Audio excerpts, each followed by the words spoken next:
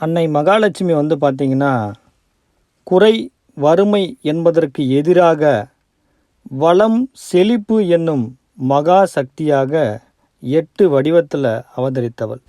அப்படி 8 வடிவில் அவதரித்த அன்னை மகாலட்சுமி அறிவு, ஞானம் இவற்றின் வடிவமாக இந்த மண்ணுலகில் இன்னும் நமக்கு அருள் செய்து வரும் ஓர் அற்புத தலத்தை பற்றிய பதிவு இது.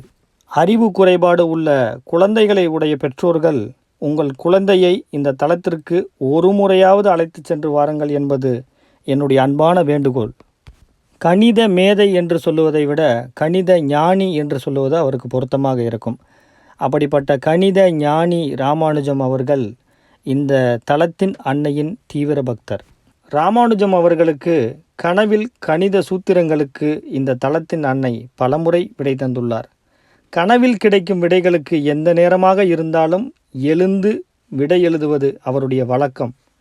தேர்வு எழுதவிருப்பவர்கள் யாருக்கெல்லாம் கல்வியில் மேன்மை பெற வேண்டும் என்று நினைக்கிறார்களோ அவர்கள் அனைவரும் அன்னையின் அருள் நிரந்தரமாக நிலைத்து நிற்க இந்த தலத்தின் தொடர்பு மிக மிக முக்கியம்.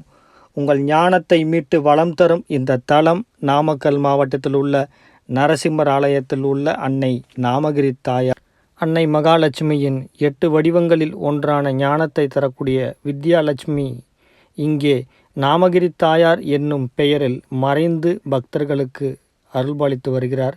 அனைவரும் இவ்வாலயம் சென்று அருள் பெற வேண்டுகிறேன். நன்றி.